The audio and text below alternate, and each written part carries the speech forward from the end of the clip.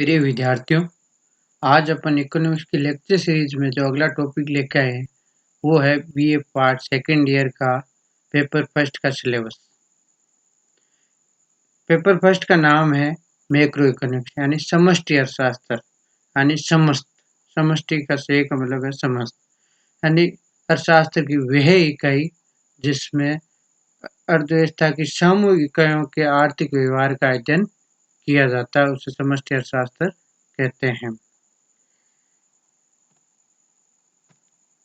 जैसा कि आप सभी जानते हैं कि एमडीएस यूनिवर्सिटी अजमेर का जो सिलेबस है वो 3 भागों में डिवाइडेड है।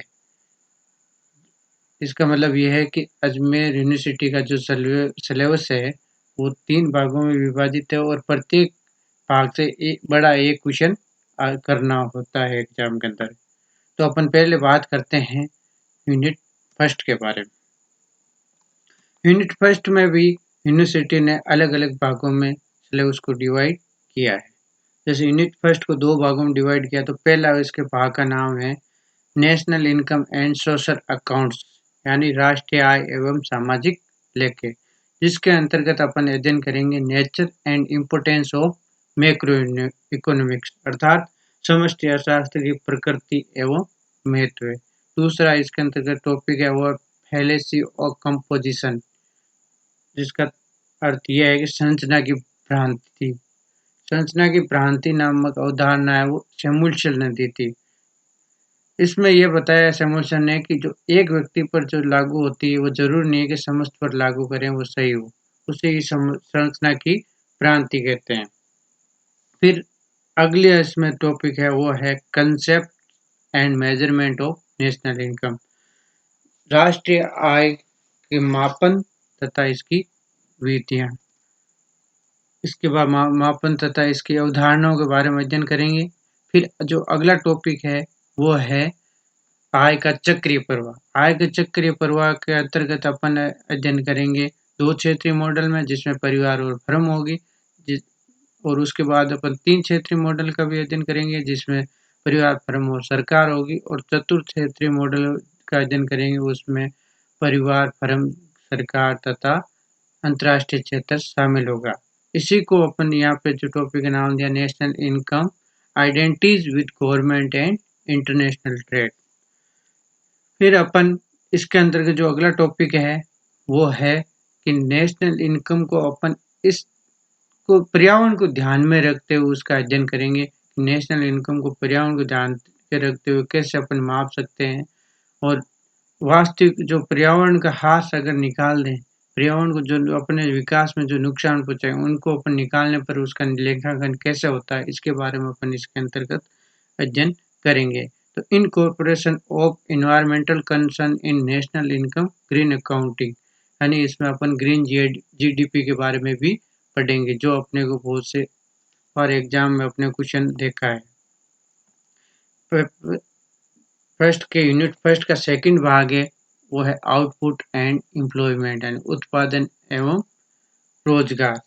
इसके अंतर्गत अपन 2 थ्योरी पढ़ेंगे, क्लासिकल थ्योरी ऑफ एम्प्लॉयमेंट, दूसरी केन्जियन थ्योरी, रोजगार का परंपरावादी सिद्धांत तथा केन्स का उत्पादन व रोजगार सिद्धांत। तो इसमें अपन जैसे देखें कि पहला टॉपिक है इसके अंतर्गत सेज लॉ ऑफ मार्केट्स यानी से का बाजार नियम तथा the classical theory of employment यानी रोजगार का परंपरावादी सिद्धांत। इसके बाद अपन ये पढ़ेंगे जिस परंपरावादी सिद्धांत पर केन्स ने क्या आपत्तियां दर्ज की है, तो उनको अपन देख ऑब्जेक्शन बताए हैं, तो वो अपन देखेंगे Keynes objection to the classical theory. उसके बाद अपन पढ़ेंगे Keynesian theory of output and employment. इसको आउटपुट एंड एम्प्लॉयमेंट को अपन aggregate demand and aggregate supply function के नजरिए से पढ़ेंगे, यानी केन्स का जो सिद्धांत उत्पादन रोजगार का सिद्धांत है उसको समग्र पूर्ति की सहायता से अपन समझेंगे। फिर अपन पढ़ेंगे the principle of effective demand यानी जो प्रभावपूर्ण मांग है उसके सिद्धांत को पढ़ेंगे, वो क्या है कंसेप्ट, और इसके ऊपर क्वेश्चन भी बहुत बार पूछा जाता है। प्रभावपूर्ण मांग वह है जहां पर कुल मांग कुल पूर्ति के बराबर होती है, ये केन्स ने दी थी। अब अपन आगे बढ़ते हैं और इसी के जो अगला टॉपिक अब यूनिट सेकंड में आप चलते हैं। यूनिट सेकंड के अंदर अपन अध्ययन करेंगे, वो करेंगे अपन कंजप्शन फंक्शन, जिसके अंतर्गत अपन अध्ययन करेंगे average and marginal propensity to consume, और average and marginal propensity to consume के साथ अपन सेविंग्स का भी पढ़ेंगे। यानी उपभोग फलन के बारे में अध्ययन करेंगे कि उपभोग किसे कहते हैं, उपभोग फलन किसे कहते हैं, औसत तथा सीमांत उपभोग प्रवृत्ति से क्या तात्पर्य है और इनकी क्या विशेषताएं हैं। साथ में अपन ये भी पढ़ेंगे औसत तथा सीमांत बचत प्रवृत्ति से क्या तात्पर्य है, और इन औसत सीमांत प्रवृत्ति तथा बचत प्रवृत्ति में उपभोग प्रवृत्ति तथा बचत प्रवृत्ति में आपसे क्या संबंध है, इसके बारे में भी अपन अध्ययन करेंगे। बाद में अपन इसके अंतर्गत पढ़ेंगे फैक्टर्स इन्फ्लुएंसिंग कंजप्शन स्पेंडिंग, यानी उपभोग व्यय को प्रभावित करने वाले कारक या तत्व के बारे में अपन अध्ययन करेंगे, कौन कौन से तत्व हैं। फिर यूनिट सेकंड का अगला जो टॉपिक है वो है इन्वेस्टमेंट। इन्वेस्टमेंट के अंतर्गत अपन पढ़ेंगे इन्वेस्टमेंट मतलब निवेश। इसके अंतर्गत अपन पढ़ेंगे the investment multiplier and its effectiveness in LDCs, यानी लोअर डेवलपिंग कंट्रीज। इसमें अंतर्गत इसका मतलब यह है कि निवेश गुणक क्या है, किसे कहते हैं, और उसके बाद अपन ये पढ़ेंगे कि जो निवेश गुणक है उसकी प्रभावशीलता वो एलडीसी देशों में कितनी, यानी अल्पविकसित देशों में या विकासशील देशों में इसमें प्रभावशीलता कितनी है। उसके बाद में जो इसी के अंतर्गत अपन निवेश के अंतर्गत अगला टॉपिक पढ़ेंगे वो है theory of investment, autonomous and induce investment, यानी इसके अंतर्गत निवेश के सिद्धांत को अपन पढ़ेंगे। निवेश के सिद्धांत अपन ये देखेंगे स्वतंत्र निवेश और प्रेरित निवेश किसे कहते हैं, इनका क्या तात्पर्य है। फिर जब अपन पढ़ेंगे मार्जिनल इफिशिएंसी ऑफ कैपिटल, जिसको शॉर्ट में अपन MEC कहते हैं, जिसका पूंजी की सीमांत कुशलता से क्या तात्पर्य ये पढ़ेंगे। इसके बाद अपन पढ़ेंगे saving and investment. Saving and investment अपन की बचत क्या है, निवेश क्या है, और उसके साथ अपन ये देखें accent and export post. Accent का मतलब होता है नियोजित, यानी पहले जो प्री प्लान करते हैं उसको कहते हैं। एक्सपोर्ट यानी वास्तव में जो कितना हो उसको कहते हैं एक्सपोर्ट। तो अपन इसमें पढ़ेंगे नियोजित निवेश, नियोजित बचत क्या है, और वास्तविक बचत और वास्तविक निवेश क्या है।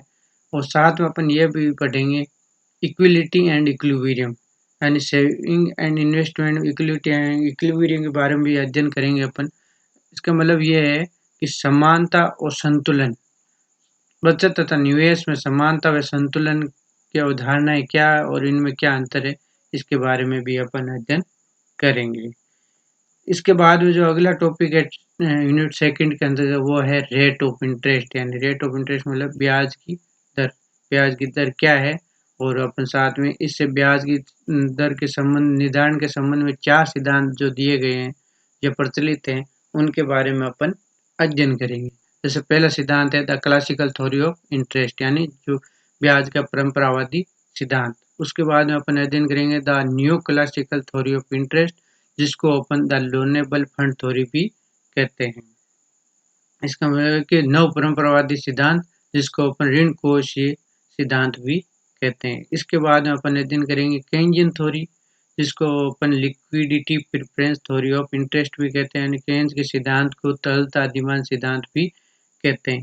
ये तीनों सिद्धांत है जो अपने BA फर्स्ट ईयर में भी पढ़े हैं और जो अपने सेकेंड ईयर में भी वापस पढ़ना, एक तरीके से रिविजन करना। इसके अलावा जो फोर्थ थ्योरी इसमें जो जुड़ेगी वो है मॉडर्न थ्योरी ऑफ इंटरेस्ट, यानी ब्याज का आधुनिक सिद्धांत जो हिक्स और हैंसन ने दिया था, और ये बहुत ही इम्पोर्टेंट है।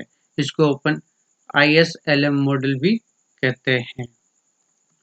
फिर अपन यूनिट थर्ड में चलते हैं। यूनिट थर्ड के अंतर्गत अपन चर्चा करेंगे कि ट्रेड साइकिल। ट्रेड साइकिल का मतलब है व्यापार चक्र। व्यापार चक्र में फर्स्ट अपन पढ़ेंगे नेचर एंड कैरेक्टरिस्टिक, यानी व्यापार चक्रों की प्रकृति और इसके लक्षण या इसकी विशेषताएं क्या क्या है, और यह भी देखेंगे व्यापार चक्र कहते किसे हैं और किस प्रकार आते हैं, इसके बारे में अध्ययन करेंगे।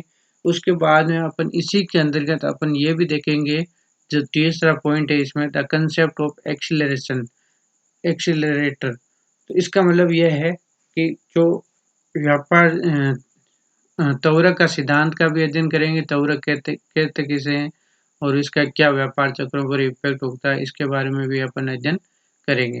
और फिर अपन देखेंगे व्यापार चक्र के सिद्धांत। व्यापार चक्र के सिद्धांत के अंतर्गत मुख्यतः अपन 4 थ्योरी और एक इंजन व्यू अपन मान सकते हैं कि 5 सिद्धांत पढ़ेंगे, जो अपने सिलेबस में है। पहला है हार्ट्रे का है मॉनेटरी थ्योरी। मॉनेटरी थ्योरी का मतलब है मौद्रिक सिद्धांत, हार्ट्रे का मौद्रिक सिद्धांत। फिर है हायेक का ओवर इन्वेस्टमेंट थ्योरी, यानी हायेक का अति निवेश सिद्धांत या अति विनिवेश सिद्धांत भी कहते हैं। और फिर अगला है जो Keynesian view on trade cycle, कि केन्ज के क्या विचार हैं व्यापार चक्र के संबंध में, वो पढ़ेंगे। फिर अपन पढ़ेंगे Samuelson and Hicks multiplier accelerator interaction model, यानी सैमुअल्सन हिक्स का व्यापार चक्र मॉडल पढ़ेंगे, जिसमें ये जो मॉडल दिए थे सैमुअल्सन और हिक्स, वो गुणक तथा त्वरक की अभिक्रिया के आधार पर निर्भर, यानी दोनों के अंत्य क्रिया के आधार पर निर्भर है, किस प्रकार इनके कारण व्यापार चक्र आते हैं उसके बारे में बताया गया है। और इन दोनों साथ में ये भी पढ़ेंगे इन दोनों व्यापार चक्र में क्या अंतर है, और ये बहुत इम्पोर्टेंट टॉपिक भी है। फिर अपन अध्ययन करेंगे कंट्रोल ऑफ ट्रेड साइकिल, यानी व्यापार चक्रों को कैसे नियंत्रित किया जा सकता है, उनके क्या क्या तरीके हैं, उसमें अपन सब पढ़ेंगे। ये तो अपने हो गए ट्रेड साइकिल यूनिट 3 का पहला टॉपिक। अगला अपना जो यूनिट 3 का जो टॉपिक है, वो ये अंतिम टॉपिक है इस सिलेबस का अपना, उसका नाम है इकोनॉमिक ग्रोथ, यानी आर्थिक विकास। इसमें अपन ये पढ़ेंगे आर्थिक विकास कहते किसे हैं, और साथ में अपन ये भी पढ़ेंगे आर्थिक सोर्स ऑफ ग्रोथ, यानी आर्थिक विकास के स्रोत क्या हैं। फिर अपन ये पढ़ेंगे कि economic development and economic growth में अंतर क्या है दोनों में।